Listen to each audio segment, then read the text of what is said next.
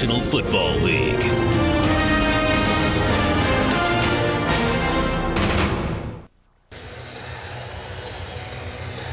We welcome you back to Ford Field in the NFL on Fox with Trent Green, Chris Myers, and the third day of 2010. And the new year could not come fast enough for these two teams. And Devin Hester, double duty as the kickoff and return man, missing the last 3 games. He hasn't been full-time in this department since mid-November against the Packers in 2008. Jason Hanson will kick off. Nick Harris also will be used in that department as well as they try and keep it away from the great return man. It's been 07 since he's run one back for a touchdown. It is Devin Harris. As Devin Hester is brought down just at the 20-yard line, where the Chicago offense, which Hester will be a part of, led by Jay Cutler, will take over, and a couple of completions that Cutler will break the Bears' single season mark of 315 completions for the year, set by Eric Kramer. And you can see the performance that he had last week against Minnesota. We talked about it in the opening. Consistency is what you need to be a top-level quarterback in a game-to-game basis and a season-to-season basis. And Hester as a wide receiver on the right side on first down for Cutler, who throws to Forte. Forte keeps going.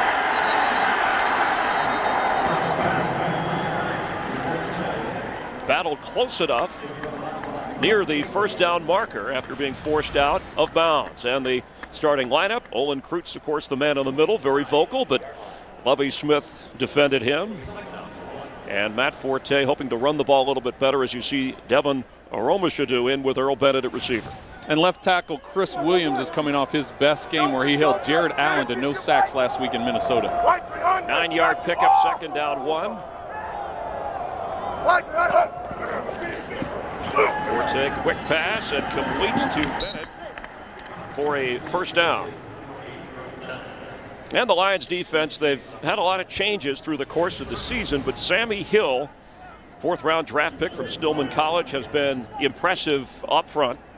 And in the middle, Larry Foote out with the foot injury for the second straight game. And DeAndre Levy is going to be taking his place. Talk to Jim Schwartz, talking about that foundation, those young guys. Rookie DeAndre Levy is getting the start in the middle there for Larry Foote. And Louis Delmas, the good news, the rookie safety, bothered by a knee injury, is in the starting lineup for the Lions defense.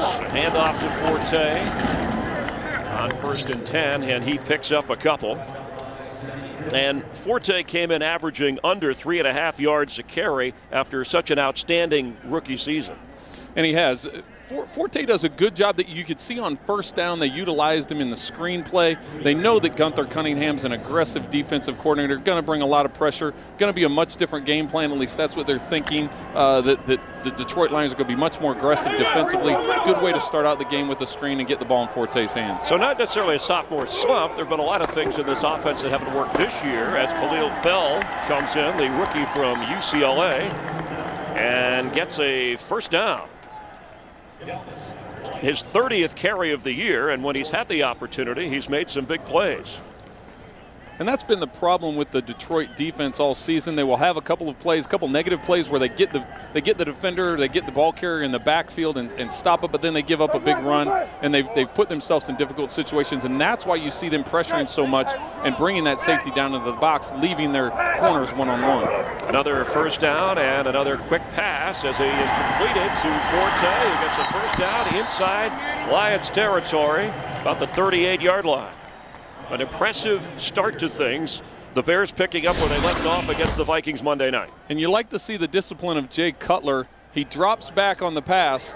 You could see his eyes upfield. He realized the defense is dropping into coverage. Just hit your swing route. Good management, good understanding of the game there. Realizing that Detroit was dropping into coverage and just hitting your swing, which ultimately turns into a first down. So a 12-yard pickup and another first down. Devin Hester lines up on the right side. Forte, you're back.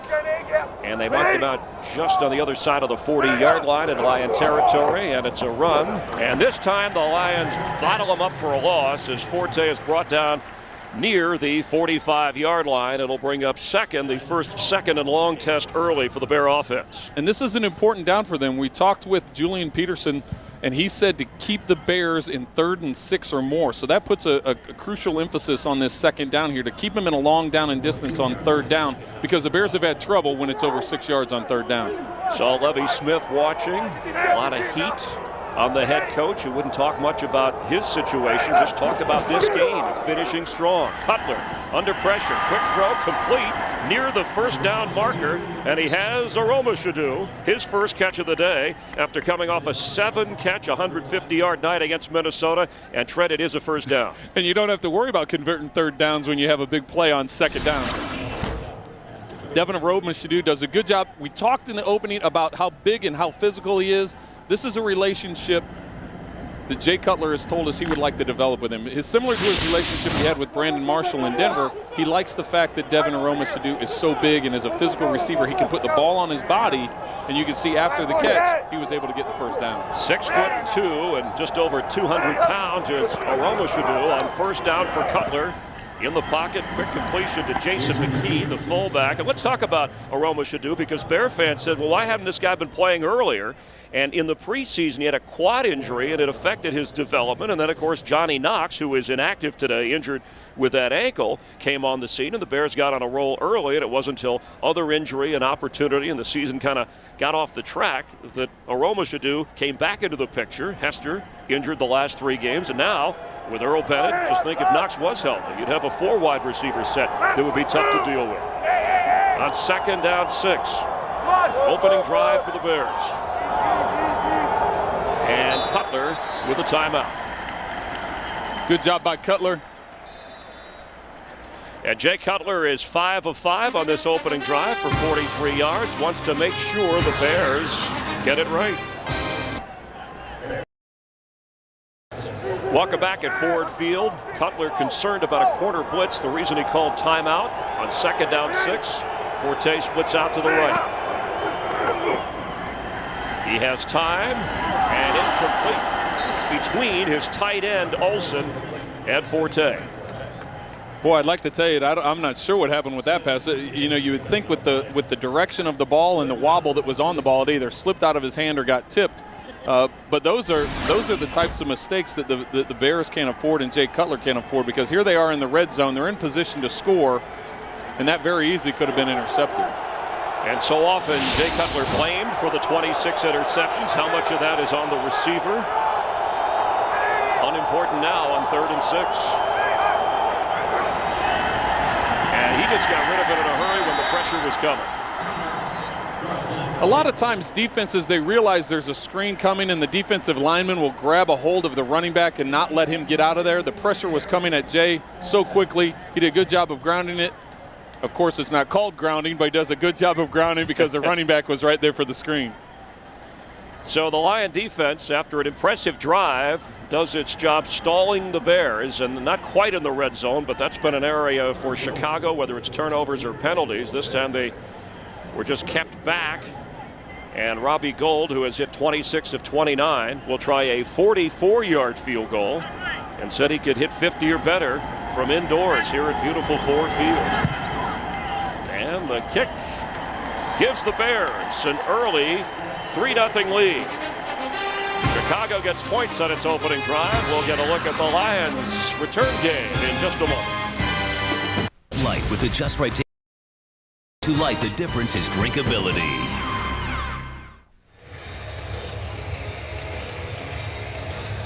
It's a big NFL doubleheader weekend and the regular season finale. Who wins the NFC East? Most will see the Eagles and Cowboys slug it out at Jerry's World, Cowboys Stadium. Of course, the Packers and Cardinals could run into each other in the first round of the playoffs, and the Chargers, the hottest team in football, have already nailed down the number 2 seed in the AFC behind the Indianapolis Colts, and that is the rookie Derek Williams, as Robbie Gould kicks it off. The Bears protecting a 3-0 lead.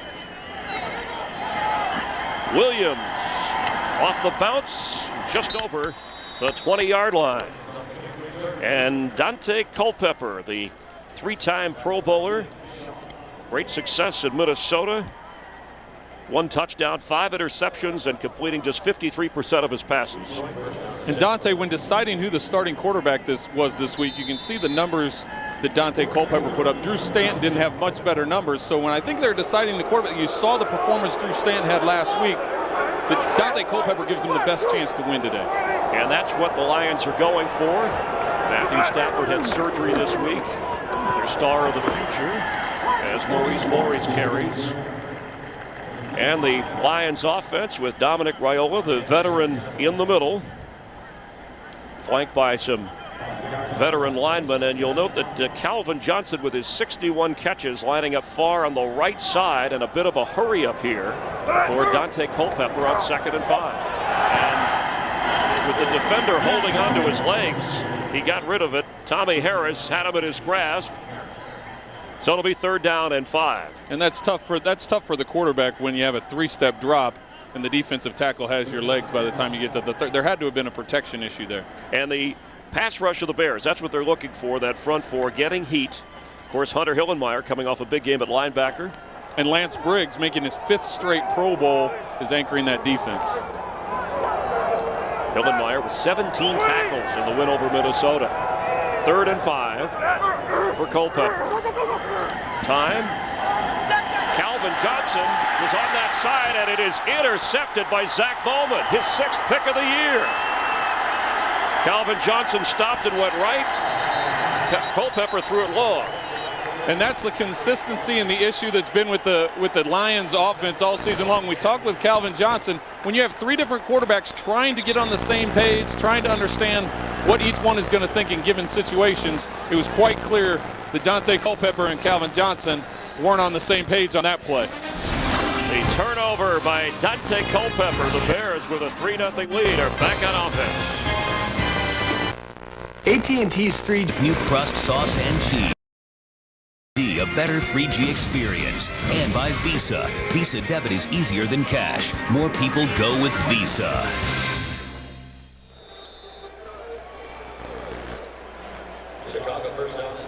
Dante Culpepper, who has generated just 3 points in his last 3 starts, with an early interception. And so the Bears back on offense. Culpepper. And he's going long for Devin Hester, and he couldn't hold on. William James covering for the Lions. And Devin Hester is the guy you're looking to stretch the field on. And Devin Hester, after missing 3 games, back in the lineup, giving Jay Cutler plenty of options here, and they went for it all on 1st down. So a 2nd down 10. Cutler now 5 of 8. He hit on his first 5 passes, 43 yards so far. This time, Forte spins but goes nowhere. And let's check in for a game break. Here's Kurt Menefee. Well, despite the loss to the Bears on Monday night, the Vikings can still punch the number 2 seed with a win today and a loss by Philly. They are off to a good start against the Giants. Vicente Shanko, the former Giant, getting the touchdown reception, and it's a 7-0 lead in the first quarter. Minnesota on top. Chris, Trent, and Jennifer will keep you updated all day long. And thank you, Kurt. The Vikings, a much different team at home this year, just as the Bears are. Jay Cutler has been a different quarterback on the road. Something he hopes to change here at Ford Field. Under pressure and gets rid of it. So the Lions, when they had to respond defensively, they did. And a good decision by Jay Cutler, not forcing the ball back into the middle of the field as he's rolling out to his right, throwing the ball out of bounds, putting him in a punting situation. Now you're playing a field position type of game, but a great job by the Detroit defense, as you mentioned, Chris, coming up with a big stop after the turnover. Brad Maynard will come in to kick for Chicago. And Dennis Northcutt standing at his 10-yard line, ready to return for the Lions.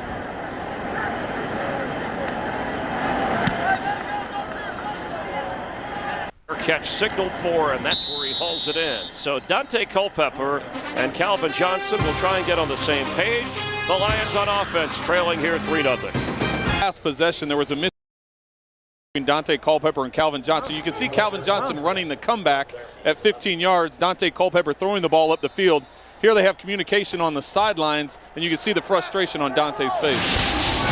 They get the ball back. on 1st and 10, just from across their own 10-yard line, as Maurice Morris gets into the clear. And Morris, the featured back, brought down by Bowman, averaging over 4 yards a carry. He has the longest run for a touchdown by a Lion this year, 64 yards. Great job by the offensive line of the Detroit Lions, giving Maurice Morris the opportunity to see the hole, make the cutback. And this has been a real problem for the Chicago Bears. They have a history of knowing or being a run-stop defense, but they haven't done that this season, and Detroit took advantage of it there. Maurice Morris remains in at 1st and 10. Alvin Johnson over on the right side for Culpepper. They're going to run it with Morris, who will fall forward for maybe a yard or two. Maurice Morris, all those years in Seattle as the versatile backup back, of course, out of Oregon, signing here and was the backup to Kevin Smith. But when he went down with the injury, Maurice was on the spot and has come through. And this is another opportunity for these young players, the inexperienced players, for the Lions to find out what they have in those players. Kevin Smith was the guy. He had a great rookie year last year, but Maurice Morris gets this opportunity. Young Aaron Brown backs him up in this game. On 2nd down, they run the screen to Morris. One of those plays familiar with for his days in Seattle. Gets near the 1st down marker and looks like he fell across. When the Lions, I'm sorry, Trev, want to sustain some kind of drive here to at least leave their defense some breathing room. And I like that play call. They've been effective. They've had a couple of runs now where they've gotten the ball moving, do a quick play fake, get the defense flowing to where Dante Culpepper is going to roll out, and then throw the backside screen. And we've got a guy running on the field. Now maybe they should just put that guy outside the building here at Ford Field and freeze him into consciousness. We had 10 below temperatures. Thank goodness we're indoors for this game. A brain freeze maybe for that guy. Well, you'd think you'd want to stay inside, stay out of the cold. Now he's going to be out in the cold right now. You know, he could have had a few hours in here watching a good game. Maybe take him to the local jail, but the Lions and Jim Schwartz and Culpepper can use any time they need it. It looked like Morris on that screen just short of the 1st down, and I don't know if Schwartz is hollering about the measurement or where they marked the ball. 3rd and short is what their offense is looking at. One, I think what Coach Schwartz is upset about, Jim's upset with, I think he's wondering about the spot of the ball or if the ball was moved while all this distraction was going on with the guy out on the field. He is helping them to spot the ball. Now you can challenge if he felt like it was a bad spot as it relates to a 1st down or a goal line or a touchdown situation, and in this case it looked like it. Our yellow line not official, but it looked like Morris fell forward enough to get it, and then the spot, and then the distraction. Well, I don't think there's any doubt that this game means a lot to Jim Schwartz. If there's any doubt about his intensity, he made that clear right there. On 3rd and short, and it doesn't look good for the Lions. The Bears were ready for the handoff to Maurice Morris. And that'll even make him more hot because he was upset about the spot before, thinking he potentially could have had the 1st down. You're right, he could have done a review, but that's going to even make it worse once they're not able to get the 3rd and short. So they are faced with a punting situation. The offense, which has hurt them much, as Devin Hester gets ready to receive his first punt of the game. Nick Harris. The Lions stall again. An interception. A fail on 3rd and short. The fair catch for Hester. Field position is what the Lion defense will lean on, and Jay Cutler will bring the Bears offense back out. A slow start to things here at Ford Field. Continues on Fox tomorrow, the Tostitos Fiesta Bowl. Undefeated Boise State, undefeated TCU, and then Tuesday the FedEx Orange Bowl game with Iowa and Georgia Tech. 7:30 Eastern, 4:30 Pacific. Tomorrow only on Fox in high definition. And millions watched Tim Tebow and the Sugar Bowl finale on Friday night as Dante Culpepper with Scott Linehan, his offensive coordinator. They were together with great success in Minnesota. 1st down Bears. Forte in the backfield. Forte scrambling for a couple of yards, falling forward. Marvin White up from his safety spot out of TCU. Speaking of the undefeated Horned Frogs, making the stop on Forte. and the Bears are looking to get in some type of sync again. You remember that first drive, they were able to drive down the field, get into field goal position, get some points on the board. The second drive, they got the turnover, got a short field, and weren't able to do anything. Had a 3-and-out and had to punt the ball. Now they're trying to get back into a rhythm offensively. Get Jay Cutler going. He started off the game 5 for 5 and now hasn't had a completion since. 2 tight ends in on second down. Forte carries. It'll bring up third down and short for the Chicago Bears. And much has been made about Forte running the ball his second year. Is it the offensive line? Did they throw a lot because of falling behind early? And coming off Monday night, that was a game where at least the entire offense and defensively, really, they got on the same page. They played well together. The offensive line played very well that day. They had over 100 yards rushing as a team. That's the one thing Olin Kreutz said. There has been no consistency and no consistent play out of the entire offensive line. Third down and 3. Forte splits out to the right side as a receiver for Cutler, who looks to throw, and Forte can't hold on. And Cutler takes a shot. There's always a risk when you put your wide receiver out as a receiver, or you put your running back out as a wide receiver, because you're isolating the guy in space, and running backs are used to catching the ball in tight confinement. So you can see Jay Cutler takes a hit there from the backside, which you got to have some concern with. When you're on a 3-step drop, you don't think you're going to get blown up from the blind side. So that for the Chicago Bears, their offensive line, we talked about the consistency in the play they had a week ago. They need to get that back. And something as Maynard's punt goes out of bounds, an awkward punt. That's something the Bears have talked about, a moving pocket for Jay Cutler. He would rather be there than sitting in the pocket. Let's get more on the Lions and Matthew Stafford and our Jennifer Hammond. Hi, Jennifer. Happy New Year. Happy New Year to you as well, Chris and Trenton. I'll tell you one thing, the Lions offense certainly looking to move the ball. They don't have a first-half touchdown in the month of December, only one. It was Matt Stafford to Calvin Johnson, December 6th against Cincinnati. They want to see something from Dante Culpepper, and if he can't do the job, maybe they'll just have to go to Drew Stanton early. Guys. All right, thank you, Jennifer. Of course, Patrick Ramsey was signed, the veteran quarterback, so they're playing, in essence, somebody is, for a backup job to Matthew Stafford next year. On 1st and 10, Culpepper has time, and penalty flag flies as he hits Jake Nordin, his tight end. Let's see what the call is. If it's against Detroit, it'll negate a healthy gain that would be a first down inside the 35 of Chicago. And it was a good job by Culpepper buying time, sliding in the pocket, not taking the risk up the field and dumping it down, but this play's coming back for a holding. Holding, offense, number 76, 10-yard penalty, replay, first down. Our referee, Jerome Boger, that's Jeff Backus starting his 144th consecutive game, most among NFL linemen. And that's the guy that Coach Schwartz was telling us he considers an Iron Man. He shows up every day to work. He shows up to practice, shows up to games. Like you said, 144 straight starts. For an offense, for any position, that's a lot, but especially for an offensive lineman. We try to accentuate the positive, one of our New Year resolutions, so we'll just gloss over the penalty. That was the first penalty of the game. 1st and 20 now. They're going to try and run it here with Morris, who goes nowhere. Let's check in again with Kurt Menefee, see what's going on around the league for this game break. Pittsburgh and Miami going back and forth. The Steelers answering Miami's answer of the Steelers score. This time it's Ben Roethlisberger, 54 yards to Mike Wallace. And the Steelers are back on top, 14-7 still in the first quarter. Chris and Trent. Thanks, Kurt. Can't help but think of when the Steelers won the Super Bowl, how they got hot at the right time, worked their way in. They're going to need some help, but they have to win that game first. We'll keep an eye on all the other activity that has playoff ramifications. As Culpepper on 2nd and 17 has room to run, throws, completes near the 40. It's Calvin Johnson who has a first down. And you can still see Dante Culpepper has that cannon of an arm. He buys time in the pocket. He slides. You'll see the good pocket that he has, and then he steps up in the pocket because of the pressure coming around from the outside. You could hear the fans talk about run the ball because there was a big window there, but he's got a cannon. He puts it on a rope to Calvin Johnson. Calvin does a good job getting separation and working back down the sideline to get the ball and makes the defender miss to convert for the first down.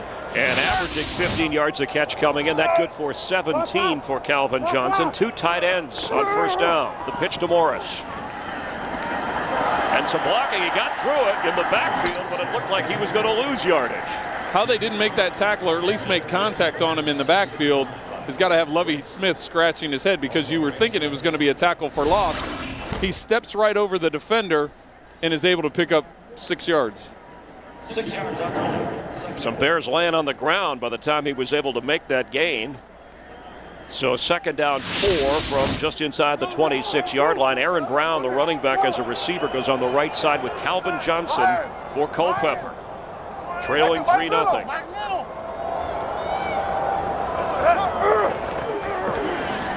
Pass is complete, and that is Aaron Brown. It'll be short of the first down. Aaron Brown, the rookie from Texas Christian University, 6th-round draft pick, averaging over 4.5 yards a carry, and also very valuable as a receiver, benched as a return man when he had trouble in that area because Coach Schwartz wanted more explosiveness. Well, and that's what you're trying to find, right? We talked about the building blocks and the foundation. You're trying to find those supporting cast members, the other people that are going to fit into that role. And, of course, when you have a guy like Lance Briggs, your centerpiece on defense for Chicago, you know that's in place. On 3rd and 2, Culpepper from the shotgun. Protection, pass is low and incomplete. Intended for Bryant Johnson at the 12-yard line. So Jason Hanson will come on to try and kick a field goal and tie the game. Well, Dante Culpepper in this Lions offense is going to be frustrated with that because he did have the receiver open. He just threw it too wide, threw it too far to the outside. The receiver couldn't make the adjustment. Bryant Johnson couldn't make the adjustment to make the catch, and now they're forced to attempt a field goal. This will be a 42-yard field goal for Hanson, who has admittedly had an off year for him in terms of reliability.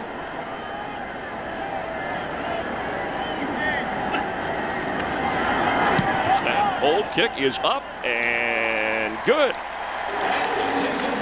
So kick for kick. Gold and Hanson have provided the points. That's why we're at a 3-all tie with 1:01 to go in the opening quarter. Next week, the NFL's second season begins as the NFC's best teams go head-to-head. See who has the drive, determination, and desire to reach the NFC Championship game. And you'll see it on Fox. Fox's coverage of the postseason begins with the NFC wild card next Sunday, and you'll see it in high definition. Of course, the wild card spot, you've got the Eagles and the Cowboys. One will win the NFC East. The other will be a wild card, along with the Green Bay Packers. And the first round bye, we know New Orleans has the home field throughout the NFC, but who gets that 2 spot? Will it be the Vikings or the Eagles? Well, and that's you have to wait and see who the Eagles and the Cowboys. That game is going to have, not only are you trying to decide who's going to win the East, but the Eagles have the opportunity to get the bye. And if they don't win it, then that makes it that much more important for Minnesota to try and get the win to get that bye. And it keeps falling down the line. Dallas still has an opportunity. Arizona still has an opportunity. And Minnesota's leading 7-0. But if the Eagles win their game, they get the bye no matter what as the number 2 seed. And Hanson ready to kick off here. Devin Hester. Second kickoff return of the day. Look out. Devin Hester is back. Devin Hester all the way up to the 47, 48-yard line before Zach Follett brought him down. And that's why you have a speed guy back there returning it. Change the field position. Change the field position by moving and finding your way, weaving through there, using that speed. Now the Bears have the ball near midfield. And we have an injured Bears player, but looking at the way the special teams did the job on keeping him from getting into territory of the Lions after a 44-yard return. And you can see how much ground Zach Follett had to cover to make that tackle. First, he's on the other side. He comes all the way down.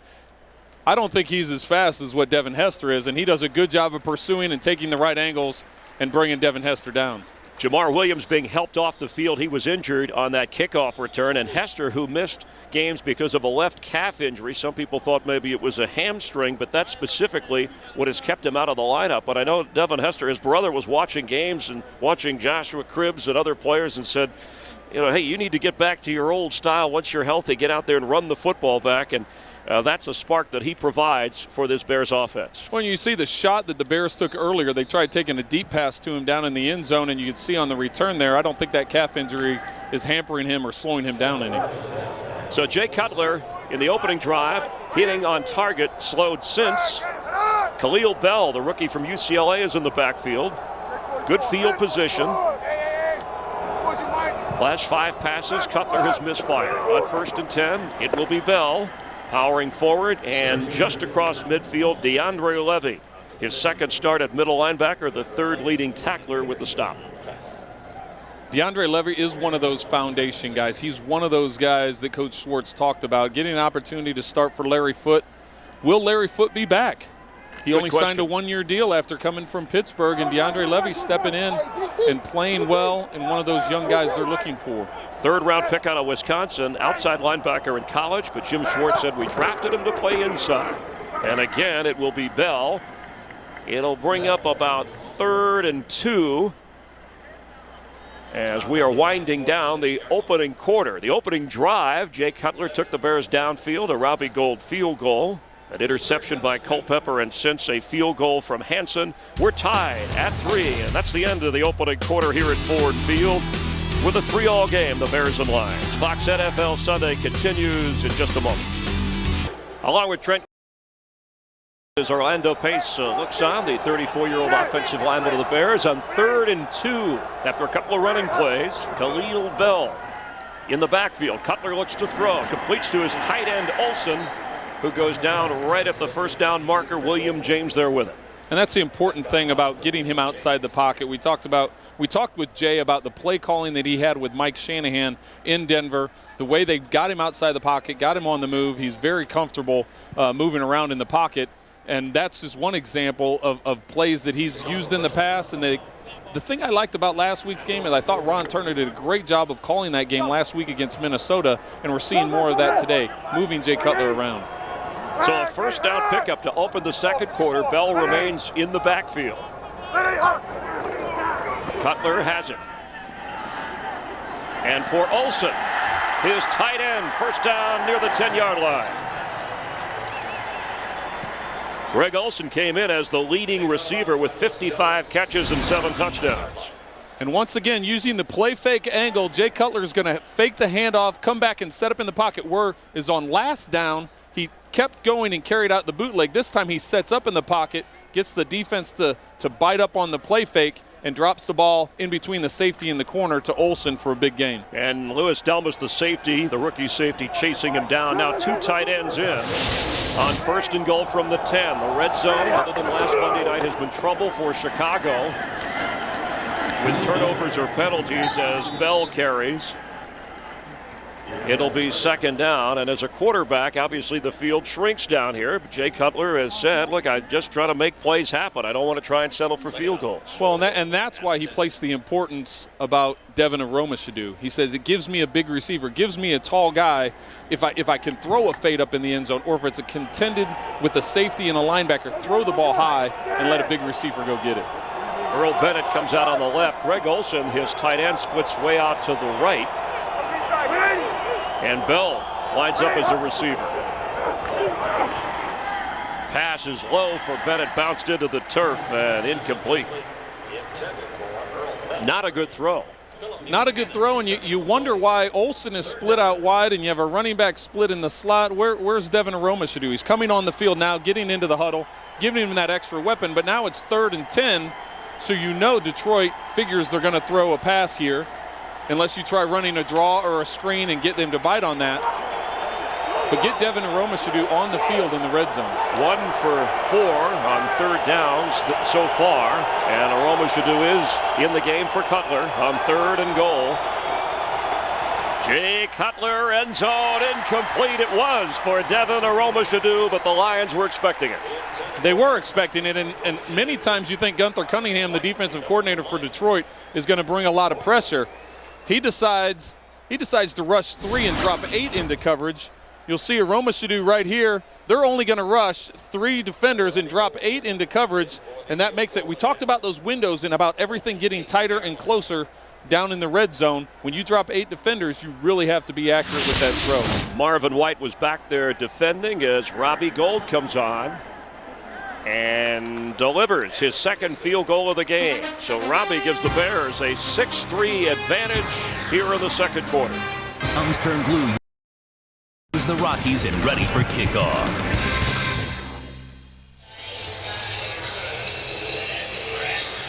Devin Hester set up that Bears field goal with his kickoff return. He hasn't had one run back for a touchdown since 2007.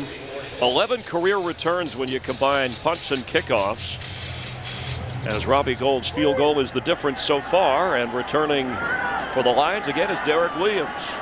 And Williams gets up around the 29-yard line to give the Lions offense better field position. The Bear defense, they have started now their 6th different combination of safeties.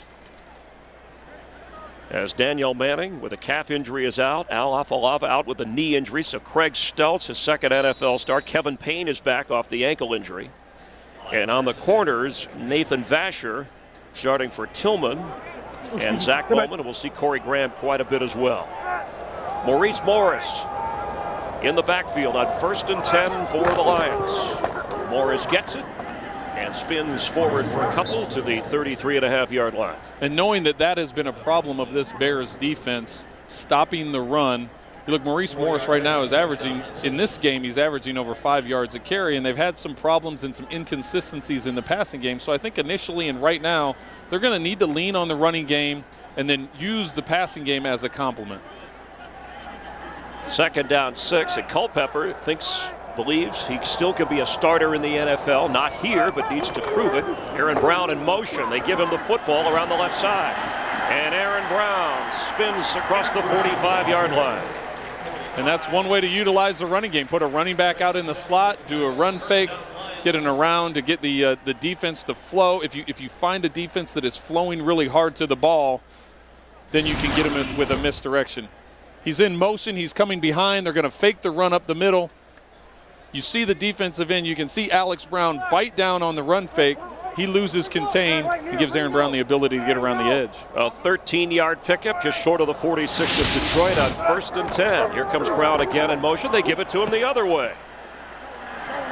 And this time the Bears were ready for it. Maybe a yard on the play as Nick Roach ran him down.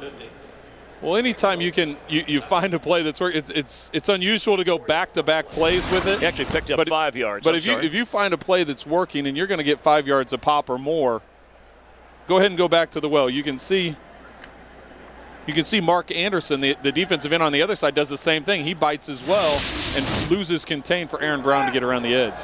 So on 2nd down, Culpepper with a couple of successful runs. Somebody jumps here, movement penalty flag. They're going to get Calvin Johnson in the slot moving. Even though the Bears' defensive line was moving, Calvin Johnson in the slot was the first one to move. They're going to get that every time. And the Bears did not make contact. Offense, number 81. 5-yard penalty, still 2nd down. Yeah, does all that finger pointing, does that help at all down on the field? That does nothing. That does nothing. They want to try and convince, especially the officials that are close to that, that hey, this guy flinched, this guy moved, he made first contact. It's all good gesturing for the cameras, but I don't think it has any impact on the officials. The official's mind is made up as Calvin Johnson gets back into place on 2nd and 11. He's on the near side, lower part of your screen for Culpepper. It's a passing situation. He's going to run it instead. And that's Maurice Morris. Penalty flag flies as he has a nice run down to the 35-yard line of Chicago. And the flag back where Culpepper is standing, and he's waving his arms. The Lions just aren't a good enough football team. Offense, number 65. 10-yard penalty, replay, 2nd down. Well, and you look at the flow of this drive. They were able to run. They were able to run the ball very well. They're in a 2nd and 5 situation. You see right here, he tackles him and brings him down. They're going to call that every time. But now instead of being a 2nd and 5, you get an offsides to go to 2nd and 10. Now you have a holding penalty and you're 2nd and 20. And these are the problems that the Lions have faced all year. It's too many mistakes with penalties and turnovers. Dylan Gandy called for the infraction, negating a 17-yard gain. Aaron Brown checks in. That's Calvin Johnson in motion. And Culpepper looks to throw, has time, now he's on the move. And he's going to keep it, slide down around the 41-yard line. It'll bring up 3rd and long, and let's check in with Jennifer Hammond down on the field for an injury report. Yeah, Chris, Jamar Williams, the linebacker, just went into the Bears locker room. They're going to take a look at him. His return is questionable. He has a back injury. He was actually injured on that 44-yard kick return by Devin Hester, so they're hoping to get some news on him and get him back. Thanks, Jennifer. Back up to Lance Briggs. Tim Shaw has played well, backup linebacker on special teams for Chicago. Hunter Hillenmeyer has done a nice job at the middle linebacker spot with, of course, the early injury to Brian Urlacher, which affected this entire Bears defense. And they'll be coming, no doubt, on 3rd and 16.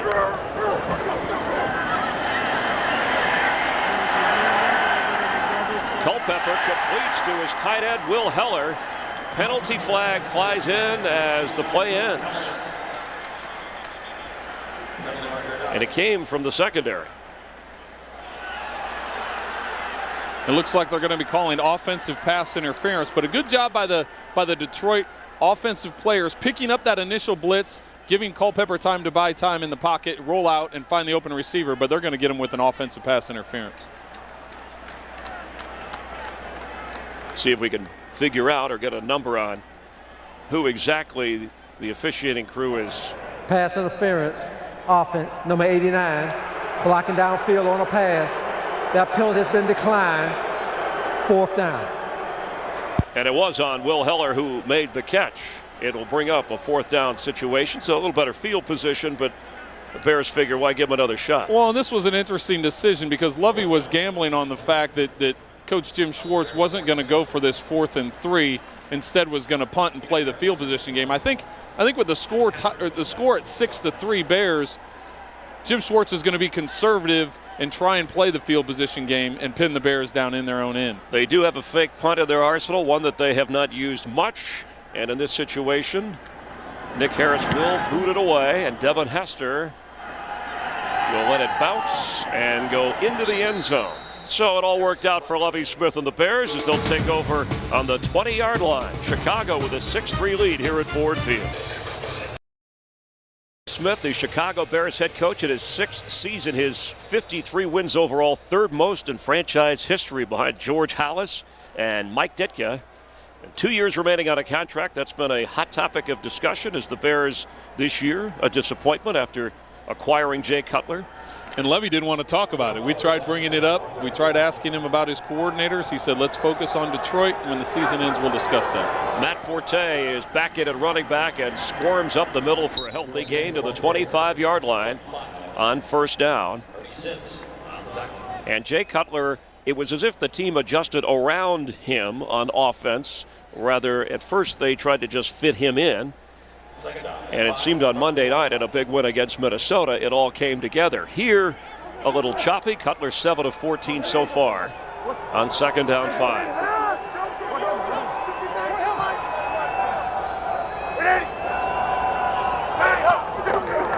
Stumbles from the snap, hands off to Forte. It'll be 3rd down.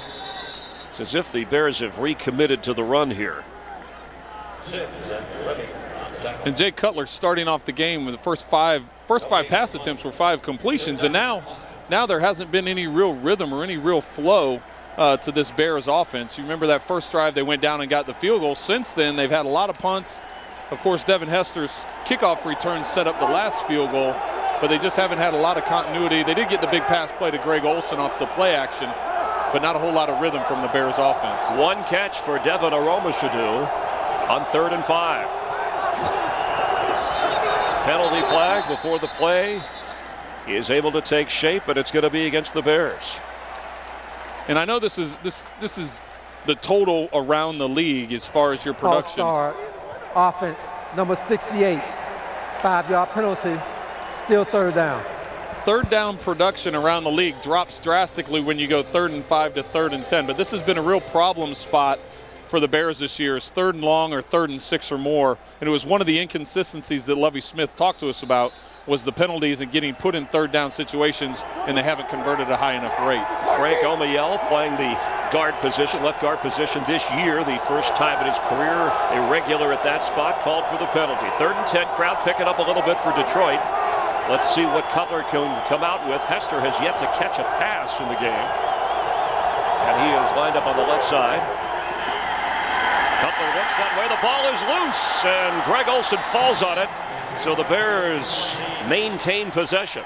And that's Julian Peterson told us that when we talked with him the other day. You get him in 3rd and long, you're able to put pressure on Jay Cutler and attempt to turn the ball over, whether it be through an interception or here with a sack fumble. Well, this is one of those plays where you said Cutler likes moving around in the pocket. Here he's standing in the pocket.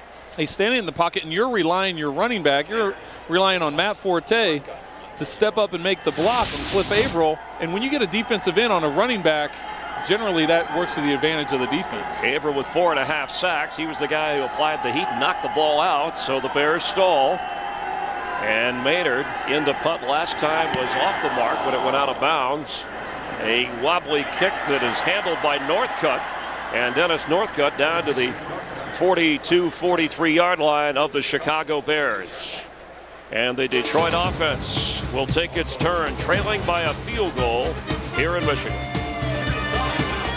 This time could be your prime.com lunch with benefits. Check out new episodes, original sports shows delivered right to your desktop Monday through Friday, 1 Eastern, 10 Pacific. The After Party, one of our football shows, Coach Speak with Ryan Billick. Chats with guys from around the NFL, and it's only at foxsports.com.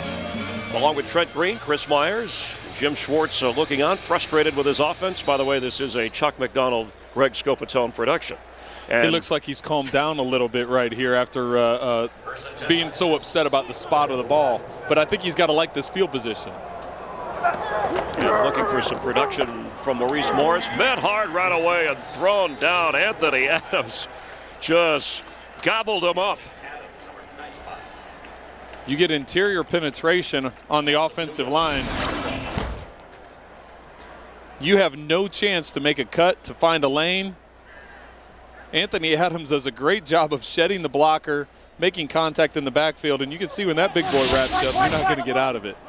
For as much as you talk about the Bears having been run on, certainly in this game, other than running wide with Aaron Brown, Detroit hasn't had a lot of success. And now on 2nd and 12, Culpepper has to throw it and goes underneath to Morris, sure-handed, and gets near the first down marker. Let's check in for another game break with Kurt Menefee. Losers of 3 of 4. The Vikings trying to get back on track before the playoffs start. Adrian Peterson, his leading 18th rushing touchdown. The Vikings on top of the Giants, 17-0. You know the story, Chris and Trent. A Viking win coupled with a Philly loss. Minnesota's the number 2 seed. And you'll be watching later when the Eagles take on the Phillies, as you see what has happened in the last couple of games with that Minnesota defense. We're going to get a measurement here on the field to see if that was a first down. And this game here, Trent, the Bears, the Lions, longtime rivals, you know, earlier in the year when they met at Chicago and the Bears won 48-24, that was obviously a wildly active offensive game. That's how short they are. And this appears to be a little bit more of a defensive struggle so far. Of course, that game was tied at the half, and then Chicago got a big return and took over in the second half to win. Well, and that's, you look back at that first matchup, and as you mentioned, it was tied at 21 at the half. So you're talking about some offensive explosion. Matthew Stafford had a great first half that game. Coming back in the second half of that game, Chicago Bears defense, they held Detroit to -8 yards in the third quarter, and Detroit only had 3 points in the second half. So that was the type of defensive performance that Lovie Smith wanted his troops to focus on, was the second half of that game and not the first.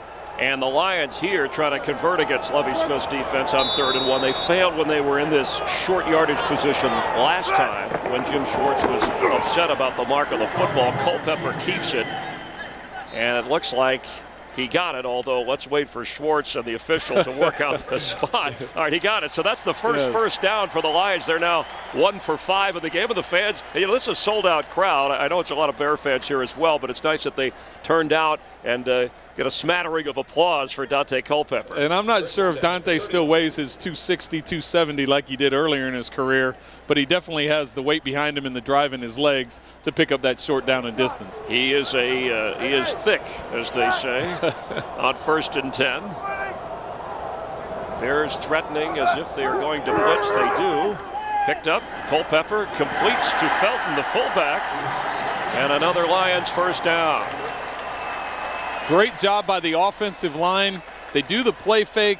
Culpepper looks down the field, takes a deep drop back. You can see the shell that the offensive line gives him. It's a nice pocket for Daunte Culpepper to stay in, and he's able to go through his progressions, go through his reads, hit his check down. When the defensive players are buzzing out of there, just hit your check down, and they're able to pick up another first down and get into the red zone, which they've had a problem doing all season long. Trailing 6-3 here in the second quarter. 4:10 to go. They pitch to Morris. Not a lot of running room, but he fights hard for maybe a yard or two. Another good job by the Chicago defense getting penetration in the backfield, messing with the running lanes for the Detroit Lions. And an injury, and it's Nathan Vasher, who started in place of Charles Tillman, who played on Monday night and was injured. We have another player injured as well. That's Nick Roach. So 2 Chicago Bears starters for the game today are down on defense, and Lovie Smith concerned. Physical meeting between these two teams. And right now with the score 6-3, it has been one of those battles. It's been a game of field position. It's been a game of penetration, stopping the running game. There have been turnovers. Here is Nick Roach right here, 53. You can see the line of the Detroit Lions. Someone falls into Nick's legs as he's blocking or contained with another player, and that never works out well. It's good to see him get up and walk off the field. But when you have that happen as a player, you don't have any control of that. A productive year from Nick Roach. Darryl McGlover likely to come in at that linebacker spot. We could see Jamar Williams, who has been hurt, but Jamar Williams is going to come in, at least on this play, and cover for Nick Roach. And the Vasher injury will update as well. On 2nd and 10 for the Lions, Maurice Morris has had half of the touches in 22 plays for Detroit. Brian Johnson, and that'll bring up a second down as Bullocks makes the play, make that third down. I'd like to see Detroit take a shot at Calvin Johnson here. I know that the Bears have been favoring with a safety over the top, getting some one-on-one looks. When you have a big physical receiver like Calvin Johnson, I'd like to see Detroit take a shot at him here in the red zone. Yeah, for the Bears, there's 6 different starting combo at the safety position, as we talked about. Jamar Williams in for Roach at linebacker on 3rd and 5 for the Lions. Culpepper, end zone, touchdown Lions. It's Brian Johnson. If it's not one Johnson, it's the other. Well, you talked about needing somebody other than Calvin Johnson to step up and be a target for Culpepper, and this is a good place for Brian Johnson to do it. And they thought that Brian Johnson was going to be that guy. So far this year, that hasn't happened. Brian Johnson right here in the slot. He takes an inside release. Hunter Hillenmeyer, the middle linebacker, you can see is influenced and is working to the strong side of the field with his drop back. Calvin Johnson happened to be to the right, so that may be why the defense was rolling that way. Good job by Culpepper finding that backside window and getting the ball into Brian Johnson. Hanson's extra point is good. A 12-yard touchdown pass, the second of this season for Culpepper. And for Brian Johnson, a grab that allows the Lions to take the lead. His 3rd touchdown catch of the year.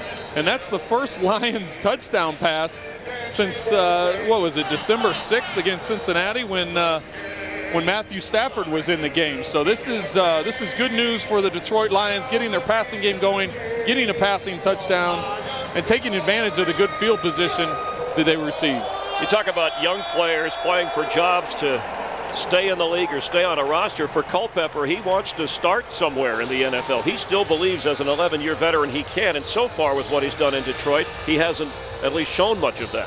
That's right. He's looking for an opportunity to play somewhere in the league. He hasn't played real well while he's been here in Detroit. Everybody remembers what happened on Thanksgiving Day when he was the starter, and then all of a sudden Stafford comes back. They name him the starter right before kickoff. Daunte didn't handle that situation very well. He took a lot of public criticism the way he handled that, but now he's getting another opportunity to play, to showcase himself for other teams around the league, because it's pretty clear he won't be back here in Detroit to back up Matthew Stafford. And Devin Hester hoping to showcase those return abilities. He's doing double duty on kick and punt off returns for Hanson, the kickoff, as Hester takes it at his 5. Spins out to the 25-yard line as Jim Schwartz watches Jake Nordine make the play. Jim Schwartz said, we can be careful kicking to him. We not necessarily kick it away, but kick it in a way where we defend what he does best. As Jay Cutler takes the field. I'm excited to see Jay Cutler in this situation. There's under 3 minutes to go in the half. They're now trailing, which they haven't trailed all day. This may work well for Cutler in this offense. 7 out of 14 so far. A guy who has battled juvenile diabetes through his career, had it under control in Denver, continues here with Chicago. Kind of a forgotten factor for Cutler on 1st and 10. The quick pass, and it is complete to Devin Aromashadu. And that is his second catch of the game. And you know, they check the blood sugar at the end of each quarter, periodically through the course of the game, the staff, to make sure on Jay Cutler. But they have said that he's done such a good job of preparing himself for what is necessary to get through a game that they don't have to worry about. Otherwise, give him a little, sugar in a drink to keep it up to levels that are necessary. Hurt his hand on that previous play. And it's hard enough as a quarterback just the in and out of playing the position every day, practice games, but dealing with diabetes the way Jay Cutler is, you have to give him credit for handling things as well as he does. And the pass on 2nd down, complete for a 1st down.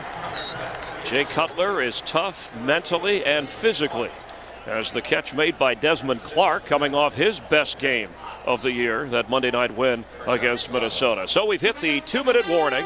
The Lions lead, but Lovie Smith's team is on the move. His diabetes under control, but a minor hand injury that will show you how it happened. It has been attended to, and as of right now, not affecting his play at the 2-minute mark on 1st and 10 with Matt Forte in the backfield. Cutler down the middle for this tight end, and he's got it. That's Olsen again. Chicago does have 2 timeouts remaining. So Cutler 7 out of 17, 6 different receivers, nothing so far to Devin Hester. Trying to move the offense here. Clock running, 1:35 to play. Pressure coming, quick pass to Aromashadu, who gets a couple. Lions are there to stop him. Ernie Sims led the way. But even though Devin Hester doesn't have a catch today, he stretches the field and he makes the defense honor that speed. What a hit by Ernie Sims.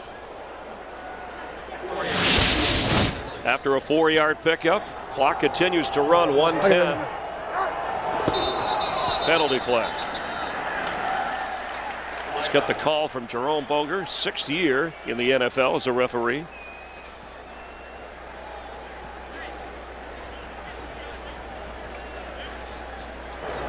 False start, offense, number 68, 5-yard penalty, 2nd down. Frank Omayel with the penalty. Let's go back to the hand injury. And this happens a lot of time for quarterbacks. As the pocket closes around, you see on his follow through, he hits his hand on Chris Williams' helmet, and you can see the blood on the back of his hand. He went over, and people are like, well, how do you get the back of your hand? Well, when you're rotating after you throw, he hit the back of his hand against either the face mask or the chin strap of his tackle. Medical staff tended to it during the timeout here on 2nd and 10 after the penalty, and nobody there. I don't mean no Chicago Bear within miles. I don't know if he had a miscommunication with Greg Olsen. He was really the only one within 20 yards of that ball. If he thought Greg Olsen was going to continue up the seam, and Greg snapped it off at about 10 yards, whereas Jay had already thrown the ball. Olsen with 3 catches so far in the game. There's a look from Cutler's point of view, way over the head if it was intended, and maybe the hand injury is bothering him a little bit. On 3rd and 10. Cutler complete inside the 30. He's got Earl Bennett for a Chicago 1st down and in field goal range. The hand wasn't bothering him on that throw. Quarterbacks don't like hearing those excuses. They just want to keep firing it, and I'm sure Jay wouldn't want to use that as an excuse either. Coming up, the Visa halftime report. Kurt, Terry, Howie, Jimmy, and Michael. All the highlights from around the league, and they'll clear up the playoff picture or sort it out. Get you ready for the Eagle-Cowboy game later. Scores, highlights, the Fox Sports ticker. You saw that the Vikings were winning big. Dallas, Philadelphia. Somebody wins the NFC East. Philadelphia could be the 2 seed, so still a lot to be determined. Well, and not only are the Vikings winning big, but that means the Giants are losing big. And after last week's game, there's going to be a lot of heat coming down on that Giants staff and those Giant players. And heat on this Chicago staff. So Lovie Smith, Jay Cutler, the Bears want a strong finish to their season. Trying to win their 7th game. Cutler steps up, throws and completes. A nice catch made by Devin Hester, his first of the game. And it is another first down. And in talking with the players about Lovie Smith, how do you respond? How do you support Lovie Smith? They said the way you support Lovie Smith is you go out and you play well. You play hard and you play well. There doesn't need to be any talking about it. Guys know if you want to help out your head coach, you play well. 14-yard pickup, 1 timeout remaining. Jay Cutler from the pocket completes. They may have to burn it here as Earl Bennett hangs on. And at the 20-second mark, they use their final timeout. And you have to give credit to this Detroit defense. Even though Chicago at times today has been able to move the ball and get into the red zone, get into the scoring position, they've done a great job of keeping the Bears out of the end zone. And now with no timeouts, is there enough time to get the field goal unit on the field if you don't get in the end zone? This is a tough spot because at 20 seconds, you practice that all the time as an offense and as a special teams unit, getting your unit on the field. How quickly can you run a play and get that field goal unit on the field if you don't have a timeout? So this is really kind of right on the borderline of being able to get that done. Robbie Gould 2 for 2 in the field goal department today. Those are all of Chicago's points. So the closest they've come to scoring was a pass in the end zone for Aroma Shadu, and he may be the target here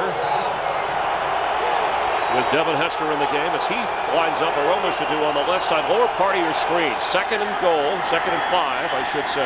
Cutler for the end zone, back of the end zone, tipped away. He was looking for his tight end Olsen, but William James made sure he couldn't get to it. And the key there on 2nd down was James taking away the flat route to Matt Forte, falling back into coverage once the throw was made and being able to jump up. You can see James covering the flat, sees Forte. He gets Cutler to think he can get the corner route in there. Does a good job, James does, of recovering and knocking that ball away. 3 catches in the game for Olsen.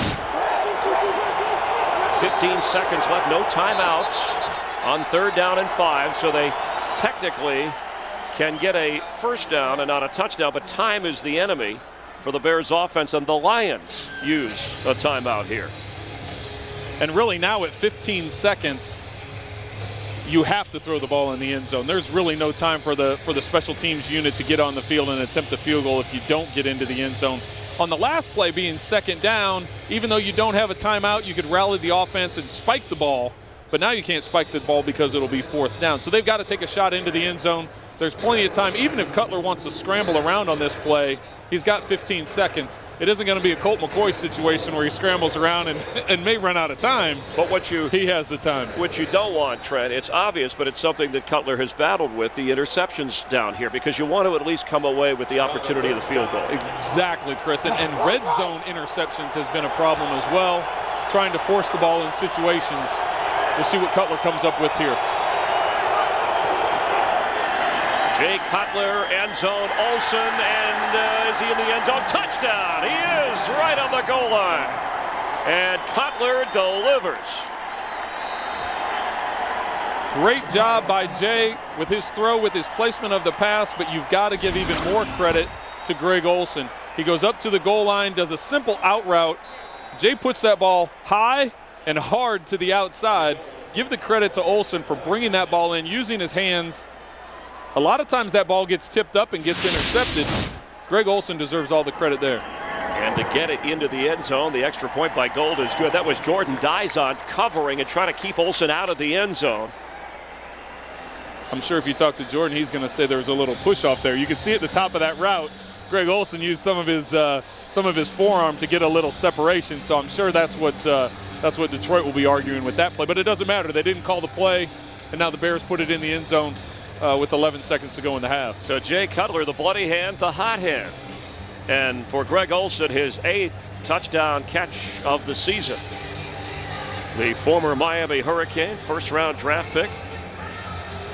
with Desmond Clark providing an excellent tight end combination. You know, you think about the Bears' offensive line healthy, with their receivers healthy, with Devin Hester back, just as you said, being a force, providing opportunity for Earl Bennett and Aroma Shadu.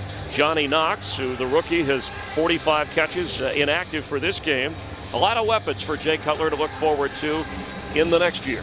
And that's what Lovie Smith talked to us about. He said there are a lot of weapons. The disappointing thing for him was the inconsistency. They had trouble converting third downs. They clearly had trouble with turnovers this year. But the one point that Lovie also wanted to make was not being able to finish games. And this is going to be a close game. So far throughout this first half, it's been a back and turn for the Lions. And Aaron Brown gets through. Can Robbie Gould stop him? He spins past Gould, falls down inside the 37-yard line. Joaquin Iglesias, the rookie receiver from Oklahoma, kept Aaron Brown from going to the end zone. And Detroit's going to have to take a quick hit here on this return. Aaron Brown has great vision. Good job by his blockers. Missed tackle by the Bears. Aaron Brown gets it into position. Detroit's got to take a shot at the end zone quick because they've got to try an onside kick and then get the ball back again if they want any chance of it. 53-yard kickoff return by Brown. Culpepper's gone the whole way. Drew Stanton, his backup. Remember Matthew Stafford's surgery this week. He is the man of the future for the Lions as Culpepper has time and throws for the end zone, and Stelz back there, almost intercepted. As for the Lions, we know Matthew Stafford is their quarterback of the future. I'm impressed, and you and I got to do the first game that Jim Schwartz did as a head coach when they lost to the Saints on opening day. I like the pieces that are in place. Are you confident that Jim Schwartz has this franchise really with a direction for the first time in a lot of years? Well, I think that he talked about building that foundation, and we've talked recently about the pieces that are in place on the defensive side of the ball. Louis Delmas at free safety, DeAndre Levy at middle linebacker, and Sammy Hill being a solid person at all three levels. And then the offensive side of the ball, you mentioned Stafford and Brandon Pettigrew, the tight end, who's on IR as well. Northcutt with the catch, and Calvin Johnson, who has been able to really have a terrific season because of the injury quarterback and no one else really stepping up on offense. And that's what amazes people even more is you look at him and the numbers that he's able to put up with the rotating quarterbacks, with no second or third receiver or consistent second or third receiver. It really puts pressure on him as a player, and he continues to step up and make plays like he did today. Brian Johnson with the first down catch. Brian Johnson had a touchdown catch earlier in the game as Culpepper will spike the ball. 17 seconds remaining here, down by 2 touchdowns. And at running back, you know, Detroit, Kevin Smith had been running well, running hard before his injury. It's an area where the Lions may need to look. The Rams will have the #1 draft choice unless they opt to trade it, losing today to San Francisco in St. Louis. So the Lions will get an opportunity to draft another terrific player, and they've done well in the last couple of drafts. And that's what Coach Schwartz has said that they're real pleased with is the last 2 draft classes, how those guys have panned out, how they've performed, and the ability of the young players to step up, and they've gotten playing experience this year. Out of bounds with 12 seconds left. A sold-out crowd here at Ford Field to close the year. I know some Bears fans came. It's about a 5-hour drive. But an entertaining game. And if you're a Lions fan from 0-16, at least a couple of wins in the right direction. If you're a Bears fan, you were thinking playoffs when you got Jay Cutler. I think there's enough here, Trent, as you talked about. You add a couple of players through the draft, keep people healthy, that the Bears can contend for the playoffs, finishing this up with their 7th win, provided they hold on. From the shotgun, Culpepper completes. That's Will Heller, his tight end. Clock continues to run. Will they get one more shot at the end zone? And no. Time runs out on the Lions. And the 160th meeting. The great history of the Bears and Lions, division rivals through the years. Chicago sweeps, and Jay Cutler with 4 touchdown passes. Lovie Smith, definitive answer on his future we should hear shortly. Devin Aroma Shadu, a star, with the return of Devin Hester. For Trent Green, I'm Chris Myers. The Bears over the Lions at Ford Field. Happy New Year. Kurt Menefee in the studio is next. But Ryan Fitzpatrick, now he's going to find Terrell Owens on a takeoff or a go route, a 9 route, as some people call it. They had missed this earlier. Smart call. Come back to it again. 41-yard touchdown. All Buffalo over the Colts. 30-7. No Peyton Manning, no Reggie Wayne, no and lot so of Indianapolis finishes the regular season with 2 straight losses. They are still the #1 seed in the AFC. San Diego is #2 no matter what. Then it gets interesting. Cincinnati and New England battling out that position for the 3rd seed. If Cincinnati beats the Jets tonight, they are the #3 seed. And as far as the wild card go, well, we can talk about all these different scenarios. Yeah, baby. Bears season series from the Lions. Cutler throws for 276 yards, 4 touchdown passes, no interceptions. Just the 3rd time this season he hasn't thrown a pick in a game. Devin Aroma-Shadu, 2 touchdown snags. Greg Olsen with his 8th TD catch of the season. Most since Marty Booker had 8 back in 2001. Zach Bowman, his 6th interception of the year. How about Matt Forte going over 100 yards, 101 on the ground. Bears finish the season at 7-9. We're going to break it all down for you next. More importantly, look ahead to next season.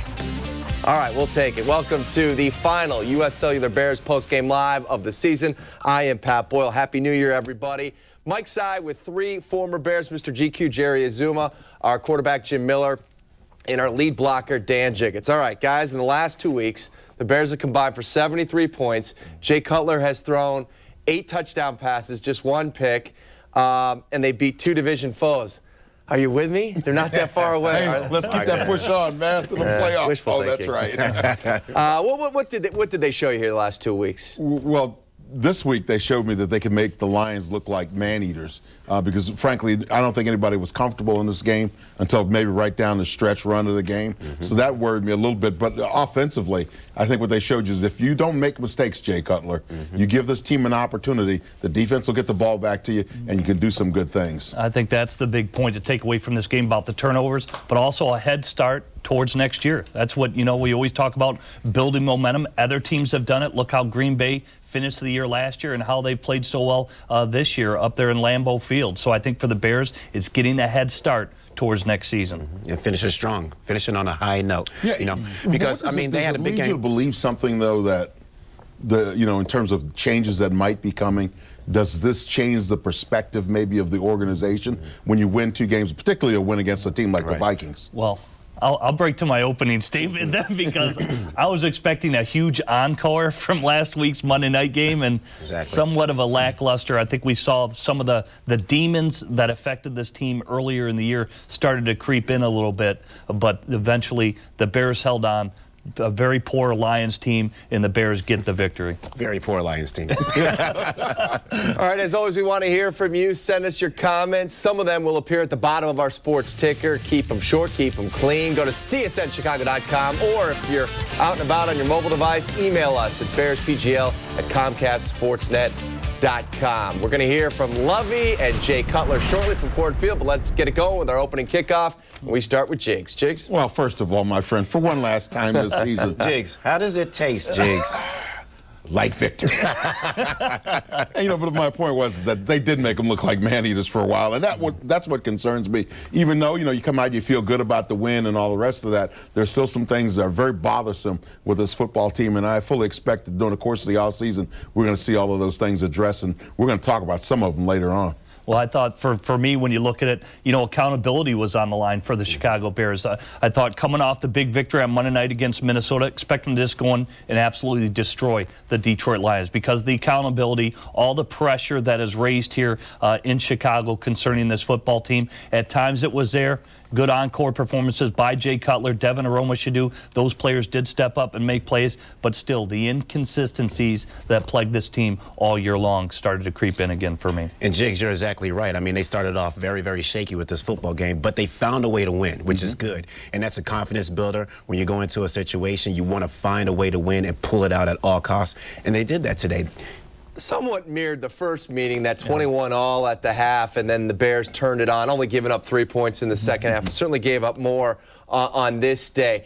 If we look at this thing big picture, and you looked at the job security of Lovey, say 3 weeks ago after the Baltimore debacle, you thought, okay, you know what, maybe he's completely lost his team. I think the only thing I could take from the efforts the last 2 weeks is he didn't lose the team. No, he didn't. And, you know, one of the things that points it out, Pat, it was when you look at the play of the secondary. Now, granted, it was not stellar today, but keep in mind, those are guys who we haven't heard from in a while. Some of them I didn't even know they're on the team.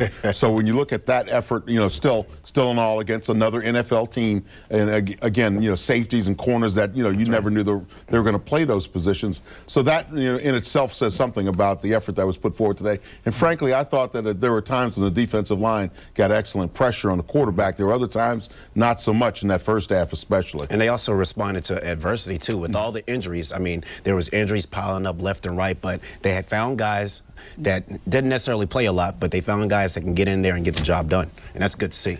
What about what we've seen now from the offensive side the last couple of weeks? Today they combined to go for 150 yards on the ground. Forte, just his second 100-yard performance of the season. The other came against the Detroit Lions back in October. And Khalil Bell did a nice job today, 11 carries for 44 yards.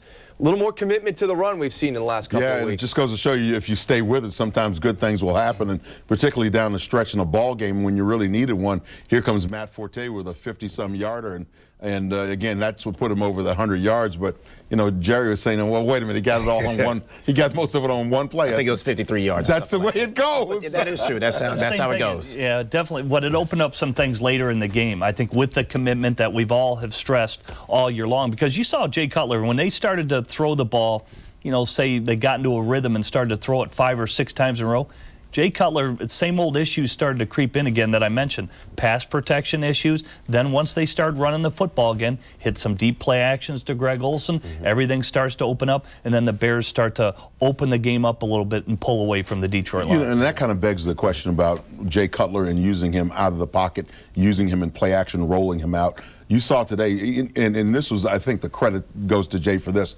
throwing the football away or eating it or trying to run when he was in a critical situation and couldn't make the pass cleanly. Right. That's what kept him away from the turnovers, and that was a huge plus for him today. Cutler finishes 1 touchdown pass above par on the year. 27 touchdown passes to 26 interceptions. One thing we saw in the last couple weeks, too, lack of depth. You know, Nate Vasher out, Daniel Manning out. You know, Hester had that nice 44-yard return that set up a score early on in the game, but he was exhausted at the end. Even Zach Bowman, he's going to see Charles Johnson in his sleep. He's going to be covering him tonight. You know, obviously this team, you know, there are some bright spots here and there, you know, glimpses of maybe some positive things to look at. When you really look at it, though, let's look first on the defensive side. I don't think there's any question that they're going to have to try to find somebody to stabilize the safety position, because that was something that you were juggling people in and out all season long. And the other thing is, frankly, at the cornerback position, particularly, you know, you look at a guy like Charles Tillman and you realize how valuable he is, and you need another one of those guys. And I'm not quite sure whether or not Zach Bowman is going to make enough progress next year to be that other guy, or is he going to be like a third guy in there? And also the nickelback position has to be solidified too, because that's the critical down where they bring in that extra cornerback and for the linebacker. You have to basically play third down and get off the football field. So third down is very critical. They have to solidify that nickelback spot, because they've been juggling that throughout the year as well. Is Manning just going to, is that going to be his specialty? Because it seems like that's all that he does now. Right. He's not happy right now with his role with this team. He's been inserted into many different spots in the secondary. Doesn't look like safety is his spot, so maybe the nickelback would be. But he's huge to the return game. Yeah, yeah. And I think that's, you know, something that, you know, we really have to address. Also, when we take a look at Devin Hester's role going forward with this team. Well, you know, we were talking about this today. You know, we look back on Josh Cribbs and what he's been able to accomplish for Cleveland. They use him as a receiver in the backfield. They run him out of the Wildcat, and he returns punts and kickoffs. So if he can do it, I'm sure Devin Hester can do it. I don't know if he can. I mean, you know, the punt return game, it just seems to me he's more focused to be a receiver because that's the way he's getting paid. And I understand that. But, you know, he had, in the first quarter, a touchdown pass in his hands, and he dropped it. He did make the nice snag earlier or later in the ball game, 48-yarder on the crossing route.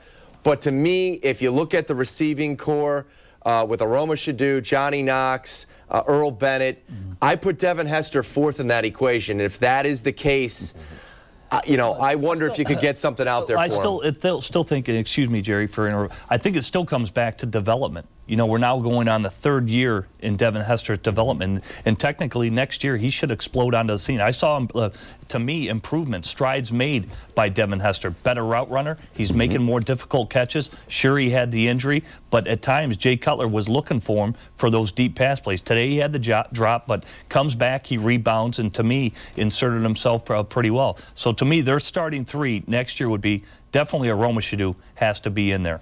You look at it'll probably be Devin Hester, and it'll probably be Earl Bennett, and at times then Johnny Knox to me would be brought into the mix as a 4th receiver if they elect to keep Greg Olsen on the side. Let's just say you're Jay Cutler. I mean, you keep saying we see growth, and we have seen growth in Devin Hester, but this is National Football League. This isn't Pop Warner. This isn't college. No offense, they're paying him as a guy that should know how to be a wide receiver in the National Football League, not someone who's showing growth each and every year. But Devin Hester, I mean, he's basically that X factor, and you have to use him as such. So I think that the offense needs to be a little more creative the way that they use him, kind of like how Cleveland's very creative with Josh Cribbs. So they have to figure this thing out. The offensive coordinator has to get creative to get Devin the ball because he is that X factor. Yeah, because what you look for is you look for the basket of weapons that you got, and then you say, okay, this is the breadth of what these guys can do. How can we use each one of these guys to their fullest potential? And I think with Devin, you look at a guy that can do a lot of different things pretty doggone well. And one of them, though, the critical one, is returning punts and kickoffs. That's the area where I think he could really. If you talk about how much money you're paying a guy to play a position, that's all fine. But if he's the best return man in the league, then that money's well spent. One way or the other. And it just begs the question for me again. It goes back to the development, and that's what Jerry Angelo talked about. Why aren't these guys further along? How can Cleveland do that with Josh Cribbs? I brought up repeatedly about Minnesota. How can they do it with Percy Harvin? Why is it not happening here at a much more accelerated pace? That really is the question that the Bears are going to have to answer. And you look at 2 guys. You look at Aromashodu, and I heard the reasoning. Well, he had the quad injury, and that's why his development was delayed. I don't think that quad injury took him 13 weeks to get healthy. So you talk about development there. You look at some of the other guys who have come along. I like actually the progress that the wide receiver group has made. I still want to see them get one guy that is a bona fide NFL type of receiver, just to teach these guys how to move on to the next level. By the way, Daryl Drake's done a nice job with them now. Lovey is addressing the media. Let's go live to Detroit and hear from the head coach of the Chicago Bears. After some disappointing things, of course, happened to us this year, didn't have the season that we wanted. But after you get down to 2 games, you want to finish strong and put your we just wanted to put a better product out on the football field. And last couple of weeks, we put a better product on the field. Guys played hard. Talking about today's game, Jay, of course, the last couple of weeks has really played well. I think, what did he have, 4 touchdown passes, but just running our offense in full control. Our receivers, Devin, Aromashodu, continuing to step up, getting all of them involved. Devin Hester, of course, that was a big play by him when they had gotten a little bit of momentum. But you have to be able to run the football. And, of course, getting Matt Forte going today like that, of course, helped us quite a bit. Talk a lot about turnover ratio and how that normally determines who wins the game. Big for our special teams and defense, getting the ball back, taking it away. And, of course, with our offense not turning the ball over, that was big. Defensively, the guys, it was next guy up. We had some injuries that we dealt with, but it was the next guy up. And in the end, as I say it, we finished strong. And it's good to get 2 division wins to finish our season. So we'll, meet as a team tomorrow morning, talk about the future a little bit, and go from there. Take your question. What did you see in the last 2 weeks in your mind to change your mind about what changes are necessary?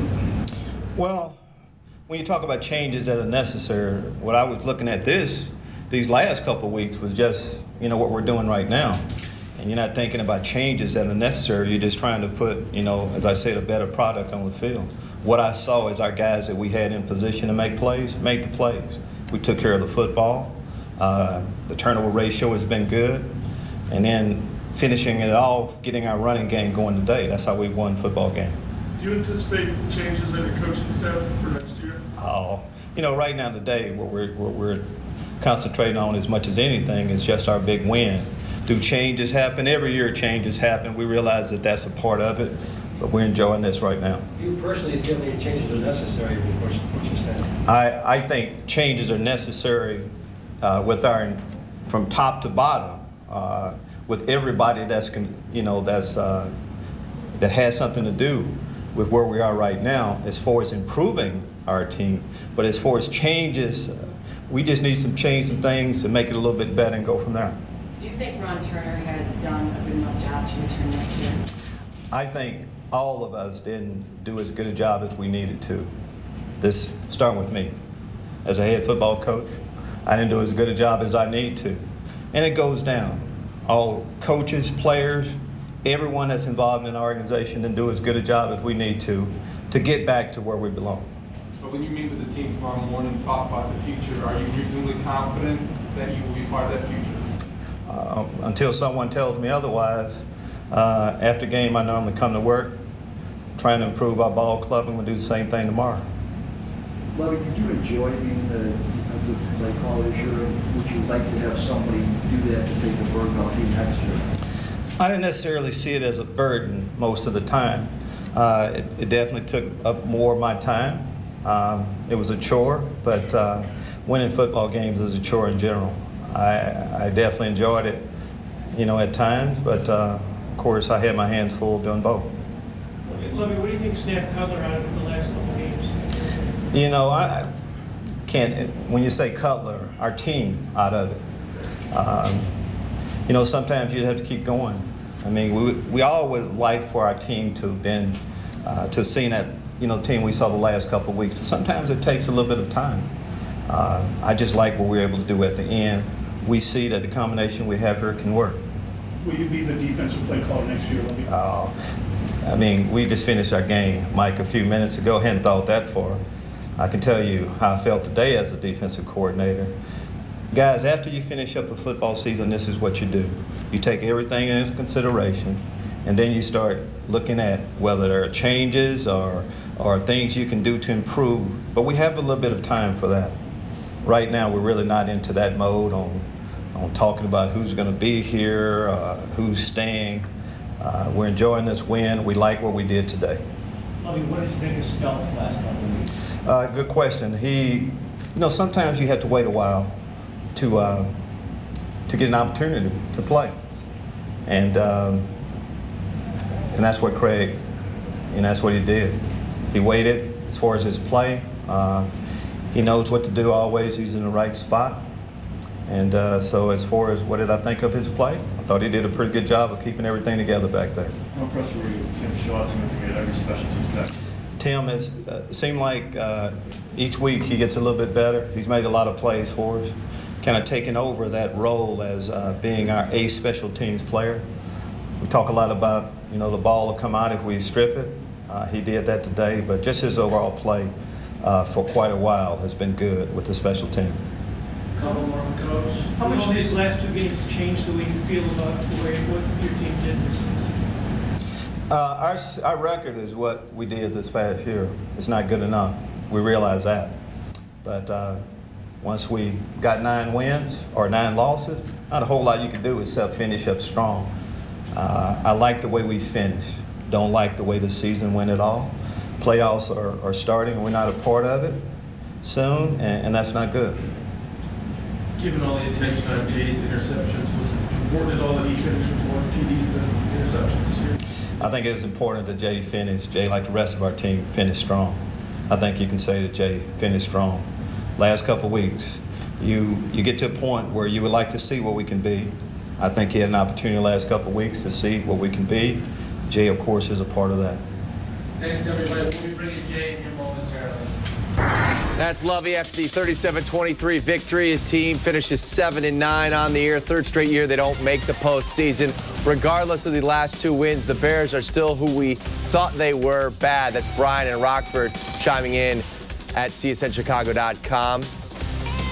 How about this one from Jeff? Jeff says Cutler to DAs and Devin Aroma should do equals Super Bowl.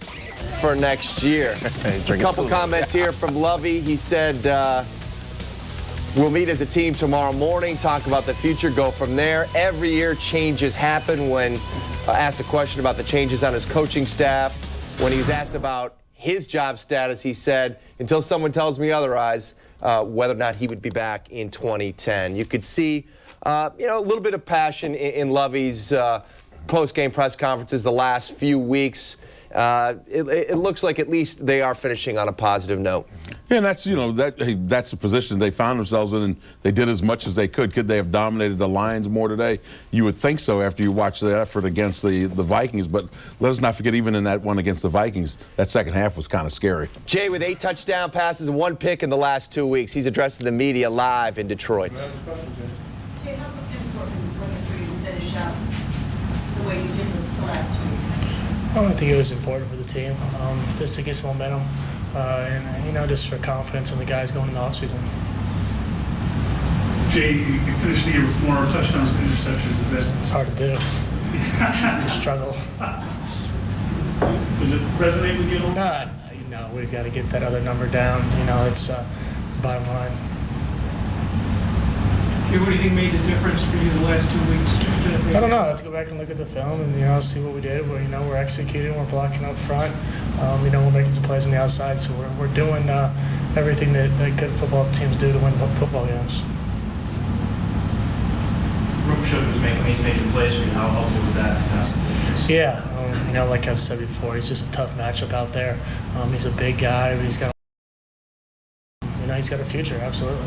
Was it nice seeing him and Devin on the field at the same time? Both Devin, I should say. Yeah, we've got a great room there with Earl and Rashid, and when we get Johnny back, it's a really solid room. It's a young room. I think it's a bunch of guys that can grow together and kind of complement each other. We get DA probably over on the weak side a little bit more, with his big body, and let those other guys kind of run underneath. It's going to be fun, and we've got a lot of guys that can take the top off the defense and stretch the field. Did these last 2 games kind of change your mindset in going into the offseason about what can be done, what has you? No, we didn't accomplish our goals. There's still a lot that we have to do. I think more than anything, it just shows that we can play good football, which I think offensively we knew that. It was just a matter of us going out, moving the turnovers and executing out there. Okay, there's always changes every team. Do you expect a lot of changes? I don't know. I've been in situations, in Denver where we didn't really expect much change, and there's a complete overhaul. So, you never know exactly what's going to happen. That's not my job. I know I'm going to be back here and, be ready to go back to work whenever we decide to start up the off season. Anything else? Cool, thanks. All right, thank you. There is Jay Cutler after his 4 touchdown performance, no interceptions today against Detroit. Here he is in the last 2 weeks, Monday night against the Vikings. Combined totals 42 of 71, 549 yards, the 8 touchdown passes, a quarterback rating of 115.3. You mentioned it, Jigs. Getting him outside of the pocket certainly seems to be a way to get things going. Better decision making, and the commitment to the run helps them out. It certainly helps the play action game, freezing those linebackers, the safety, whatnot, and to open up passing lanes. Yeah, I think people are now beginning to see why, you say focusing on that running game. Why is it so important? It's because of just what Pat was talking about. You look at how everything else sets up from there, and it really is the focal point of how you're going to get this offense going. But he said something interesting, and I don't know enough about the passing game to understand this, but he said moving DA to the weak side. And why would that be something that would be so important? Like that thought, because one, you've got a big receiver, and that's where you get a lot of the one-on-one coverages in the NFL. We always talk about blitz zone, whether they're bringing too strong or too weak. Normally what happens is a lot of times it's the ex-receiver that ends up one-on-one. That's why you see so much success with big receivers like Larry Fitzgerald down there with the Arizona Cardinals, and why Kurt Warner has the confidence to throw it to a big receiver like that. So had it out there in Denver with Brandon Marshall, wants to have it here with the Bears with the Roma Shadu. If you look at their complement of receivers, is this are they in the right spots right now? So X, Y, or X and Z? Yeah, well, that's a good point. I would put DA at X, like they said. I think Devin is more used to being a slot. He's your trick play guy. That's what Devin Hester is. And so I think you need to keep him as that. I would use either Earl Bennett as a Z or Johnny Knox at times, but I would start with Earl. And then you're going to bring in Johnny Knox sporadically. But to me, Devin Hester is the trick guy. He would be the slot receiver, in my opinion. Just getting started here on US Cellular Bears Postgame Live. Let's check out our poll question today. What changes do you expect the Bears to make this offseason? A, total house cleaning. B, Ted Phillips and Jerry Angelo gone. C, Lovey departs. Or D, Ron Turner and the offensive coaches. Log on to csnchicago.com. Vote away. Send us your thoughts on today's game. We'll have the results coming up later in the show.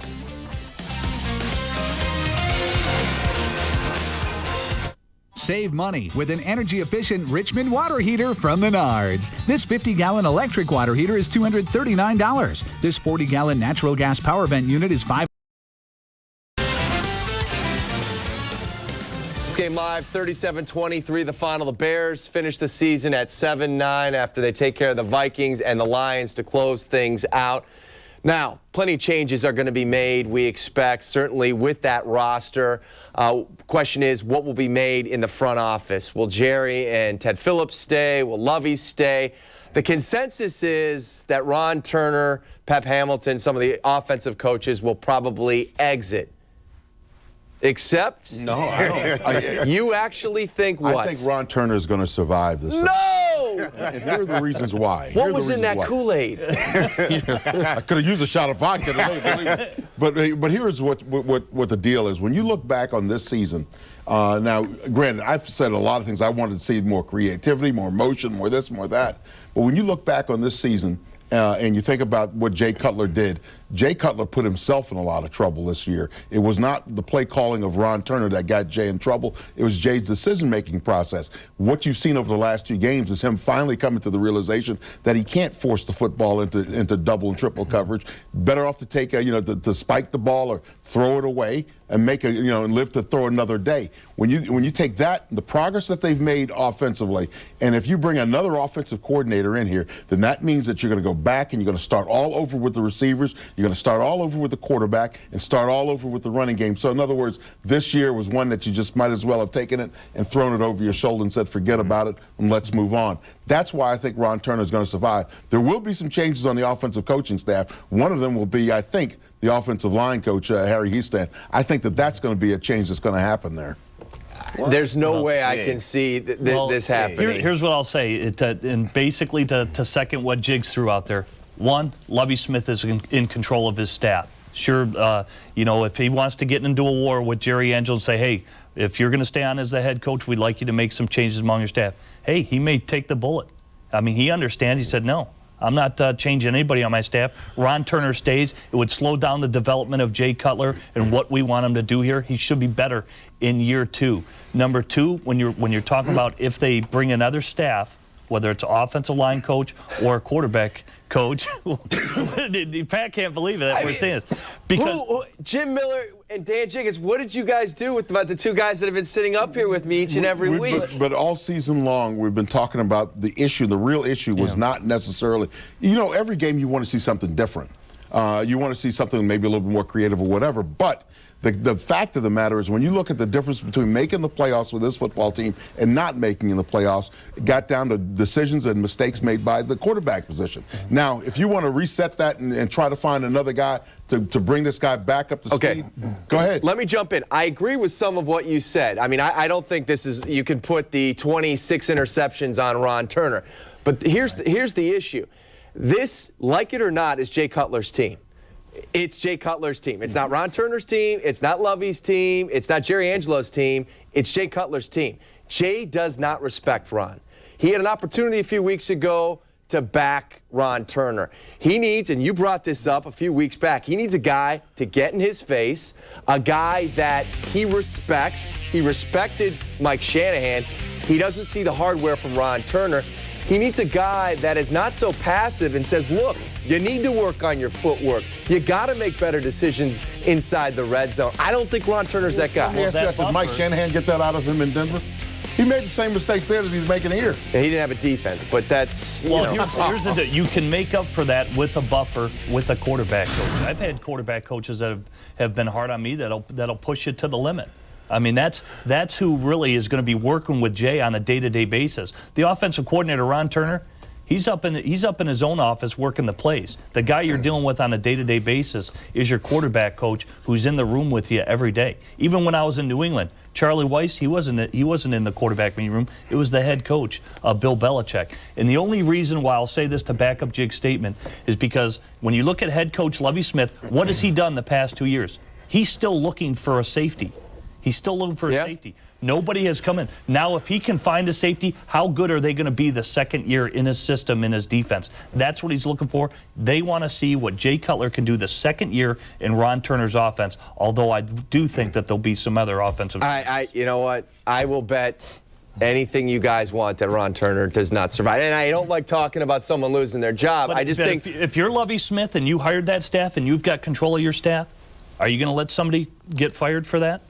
If it's him or me, or I mean, look, at 7-9, 3 consecutive years of not making the postseason, in the National Football League, changes happen. They happen all the time. You know, Shanahan is gone after last year, and you know, there's no way the Bears organization is going to stand pat. Now, they may not get rid of Lovie because he's owed $11 million over the next 2 years, and the uncertainty with the collective bargaining agreement and possible lockout, but they can write a check nice to Ron Turner and say, you know what, we need. And I understand you might take a step back to take four forward, but I think you got to do that. I mean. If you're looking at the bigger picture, and we've always talked about this every week, it's been the development of young players. Now, all these young receivers know this offense. You've got a quarterback, first-year guy who's a franchise guy. He knows your offense. Defensively, younger players have played. Do you want to disrupt the apple cart and start that development all over in a new system? See, because all of a sudden, this is the difference between even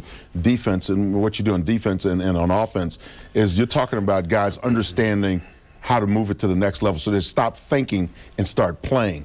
And once you've played in an offensive system and you've gotten comfortable with it, then if you come, believe me, because there were seasons when I was with the Bears where we went through a different offensive coordinator every year. The one constant was we had Walter Payton in the backfield. So what are you going to do? You're going to use him. But the difference is that every time you turn around, there's this turnover and this churning, and you never really get comfortable with what you're trying to do. And that's what I think could happen in this situation, particularly when, I guess the question is you have to ask yourself this. You go back and look at last year what Jay Cutler did when he was with the Broncos, and then you compare it to the progress or lack thereof that he made this year, and then that'll tell you a lot about him, more so than about the offense. And I think if you do that, you will find, just like Ron Jaworski said a couple of weeks ago when he went back and looked at those interceptions, 90% of them are on him. So, in the growth process. I mean, come on, you just talked about how successful he is outside of the pocket. We didn't see it until last week. But that's a joke. That's Ron Turner. It's also his decision, if he gets outside, to run the football, tuck it and run, rather than throw it into coverage. What is the coaches bad is they assume that Jay Cutler knew these things and how it related to their offense. That's where the coaches went wrong. Because what did we see today in Pat the last week?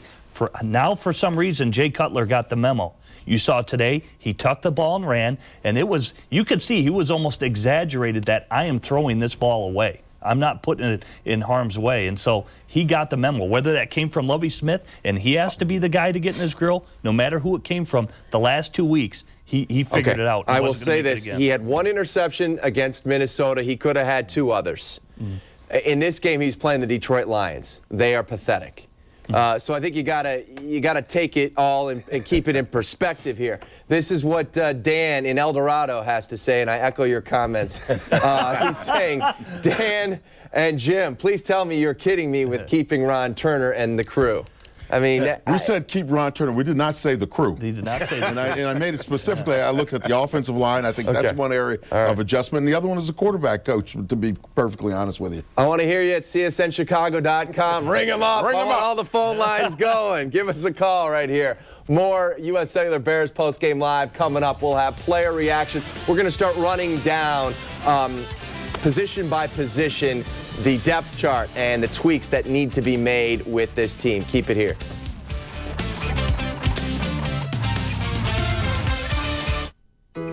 Pace yourself. Be aware of your surroundings. Don't ignore obvious signs. Stay hydrated at all times. Get plenty of fresh air and sunshine. And don't worry, lots of people live active lives with asthma. Answers and advice to help you get well and stay well. Walgreens. There's a way to stay well. Learn more at walgreens.com/health. The Blackhawks are turning up the heat on Comcast Sportsnet.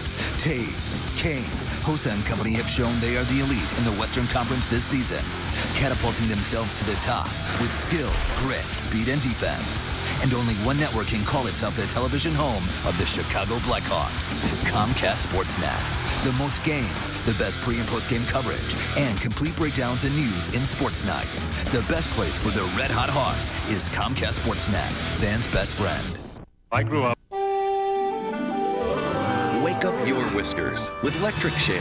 Electric Shave! Stands up whiskers for an up to 52% closer shave. Man, that was close. Electric Shave. Blade close. Electric smooth.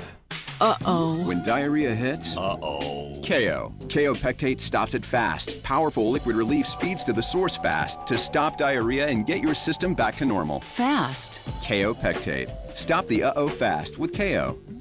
After working here for a few years, Happy birthday, it's your birthday, birthday's our favorite day. I knew it was time to move on. But I wasn't the only one trying to start their career, and everyone else was way more qualified. When I finally found a job I could get, I was pretty much back where I started. Then I saw a commercial for Westwood College and decided to give them a call. At Westwood, I got my bachelor's degree in just 3 years. I got career training in the classroom, and they helped me build my resume. So when I graduated, I had everything I needed to finally start my career. Start your career with a bachelor's degree from Westwood College. Graduate in just 3 years with the tools you'll need to start a career in design, justice, technology, healthcare, or business, including construction management. Call now for your free Career Success Kit and learn about the careers and salaries that could be yours with a Westwood College degree. Call 1-800-693-9521.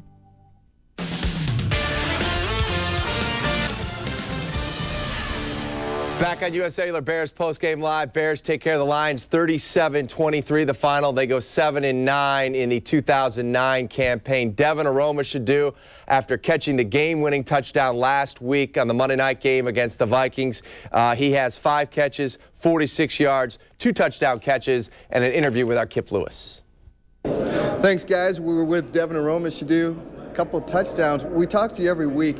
You have to be completely satisfied with the way things have gone for you when you've gotten your opportunity. Yeah, I'm definitely happy the way things went, this late in the season, and I'm just happy that I got the opportunity, and I'm happy for Jay, especially that he's been playing well.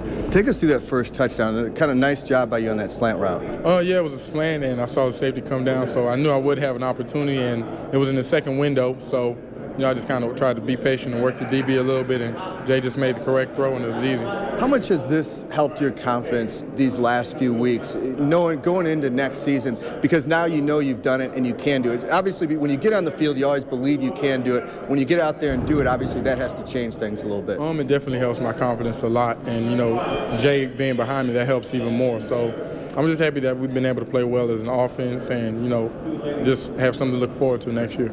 Last week after the game, you said you had 62 text messages. I saw you on the phone again, and you get some more text messages after this game? Not as many, but yeah, I did have a lot. All right, Devin, appreciate your time. Thanks for coming on. Good luck in the offseason. All right, guys, Devin Aromashodu, let's go back to you guys in the studio. Bottom line is you like the way Devin has been used in the offense the last few weeks. Yeah, I do. I love it, as a matter of fact. And one of the things that, again, you go back to what the quarterback wanted. Jay Cutler was looking for Devin Aromashodu almost coming out of training camp because they had a good relationship. You saw that during the preseason. So, now we understand why he was looking for him and the difference that a guy like him, a different body style, can make with this football team. Is a big guy, big body, can run and get open, has good hands. Why not? And as we talk a little bit about the running back situation, Matt Forte, all in all this year, a step back as far as his sophomore campaign in the National Football League. A couple of steps back, I think, particularly when you look at the run side of things. The passing game, he was pretty close to where he was last season. But what about the offensive line? Big problem. You know, I think that kind of goes hand in hand with Major Matt problem. I agree, That's but exactly he did right. not hit the hole with any No, he authority did this not. year. Right, he did not. He was real timid. I think we all know he had the hamstring issue earlier in the season, but it begs the question. So now, are you happy with Khalil Bell? Have you seen enough? Or do you go out and get a guy who's going to be a free agent up in Minnesota, Chester Taylor? That dude can play, and he can play football, and he can fill in nicely for this football team when I look at the Chicago Bears. Because I think we all know Kevin Jones. He's got the injury history. Looks like Adrian Peterson time has worn out. I would want to get a guy that can play every down and a guy who's played behind the best running back in the National Football League, Adrian Peterson. Yeah, but it's all about a system, too. I think I'm a firm believer in the system. The system has to be right with the player. It has to match. And if it doesn't match, then it doesn't matter who you have. Well, he's a West Coast offense guy up there in Minnesota, and much like Matt Forte that we use in catching the ball out of the backfield, Adrian Peterson doesn't even go on the field in third downs. They put in Chester Taylor because he's that good of a running back. And back. the double whammy is you take a weapon away from a team within your own division. And a weapon that, frankly, they rely on a great deal when you look at the total numbers that these guys have. Asked Matt Forte a question on Countdown to Kickoff on Comcast Sports the other night. I said, would you have liked a back to push you this year, to take more touches away from you, to kind of preserve you and make you fresher throughout the 16 games? He said yes. You don't hear that very often. Be from careful what you ask for. Right? Yeah. Because that guy they bring in, he might be all of that and a bag of chips. And you get Wally Pipp. Yeah. Yes, exactly. Time now to go to Detroit and Ford Field to bring in John Moon Mullen. Moon, in the last half hour, Dan Jiggets and Jim Miller have absolutely shocked me, saying they don't think Ron Turner needs to go, or they wouldn't be surprised if Ron Turner is back as offensive coordinator of the Bears next year. Your thoughts on that? You know, it's interesting. I would agree with them. I think this very interesting last 5-6 games of the season. Does Ron Turner need to go? That is a real honest question right now. I think he is gone, just based on what I've been told that he's even telling some people. Is it fair? You know, what in life is fair? But it was very interesting. I don't know what you guys saw in some of the play design and different things today. This is not the same team that I think we saw in that middle stretch after the bye week. So would it be inconceivable that Ron's brought back? It would still surprise me based on what I'm hearing from him. To me, it would not be the wrong thing to do. I mean, there's something percolating here. I think there's going to be a change at quarterback's coach for sure. But enough things were gelling, and I would even go so far as to say the offensive line. I was talking to some people right before the game. You know, what you saw with Frank Omiel at guard over the last couple of weeks, and Kevin Schaefer, I was told by one of the personnel guys, you know, Kevin Schaefer can play. If that's what they're thinking, what they've seen now finally are all the pieces kind of clicking into place a little bit, all of which perks up to Ron Turner, and they say, well, if number 6 wouldn't have thrown quite so many of those things, we probably wouldn't be having this discussion. So it would shock me a little bit if he's back. Should he be gone? Yeah, I think that's a really valid question. Hey, John, you know, when you talk about the run game and you talk specifically about the development of the offensive line, that's one area I said, well, I wouldn't be surprised to see a coaching change there, and I would not be surprised to see a coaching change at the quarterback coaching position. I think those are two areas where, you know, I could see some movement. But I just have a feeling that with the progress that they have finally made with Ron Turner and looking at the adjustments that have had to happen in terms of receivers and all the rest, I think that, you know, you're starting back from square one if you bring another offensive coordinator in, and that means you've basically thrown away a year. Yeah, I would agree with that, and you guys certainly have seen up close, and Jimmy, you too. I mean, what a change that position makes, or that coaching position makes, in guys being settled. And I think I'm going to say Jay Cutler's had. That would be 3 in 3 years, wouldn't it? Or 3 offensive guys in 3 years if they make another change. Stability is a big deal in this game, I think. If you get the right guy, again, if you're locked in with the wrong guy, like here we are in Detroit, if you got Matt Millen, that's a bad thing. But in this case, yeah, I think they'll make a change at the quarterback spot. Harry Hiestand, the number, you know, the line took so long to come together. You know, somebody's going to have to take a fall for the fact that they're in the the low 20s on offense. But yeah, at the top, I don't know that. I'm really ambivalent about that one. Just from what I see of the players, from what I even talking to a couple of the other assistants and so forth, they do feel like there's something happening here, and to now, especially with the uncapped year and all that sort of thing happening, they're probably not going to be getting a lot of free agents coming in. So you really, as Jerry Angelo said, he likes the roster. Well, he better, because that's pretty much what he's going to have right now. Translate that over into the coaching thing. you don't want to upset too much of the chemistry in a year like this. Well, that's where I'm at, John, because when you look at it, obviously the pool of free agents is going to be pretty slim. I think everybody understands that. And then if Lovie Smith now only has a couple more years on his deal, and his best bet, if the changes are made from an offensive coordinator standpoint, could be difficult for them. When you break it down, and Dan and I had discussed it, could the Bears have won 3 more games without some interception-prone performances by Jay Cutler? Then they're 10-6, and they're in the playoffs. Yeah, I disagree with you there, Jim. I think they could have won 4 or 5 more without number 6. No, I'm totally with you. In fact, I think I even blogged something to that. I went back and looked, and I actually had to choose between about 7 or 8 different plays, and they're a 9-6 or they're a 10-6 team with these. Again, you don't want to sound like you're back in the Dave Wannstedt era. Boy, if we'd have changed 5 plays in this game, we'd have won. It's not that kind of thing. You're absolutely right. And the kinds of mistakes that were made early are not the kind. We didn't see any of those in the last 5 games or so, or other than the Baltimore game. All right, hey, Moon, quickly, put a bow on this thing. Is Ron Turner going to be let go this week, do you think? If you're a betting man. Yeah, I do think he is. Okay. As I said earlier, I think he is going to be. There'll be a little bit of a shakeup again, and now it wouldn't stun me if he's back, but I do think he is probably going to be replaced. Great stuff all year, John. You've been a great addition to this show. We really appreciate your efforts, and we look forward to seeing your work on CSNChicago.com later tonight and throughout the offseason. Coming up, some strong comments from Tommy Harris regarding Lovie's job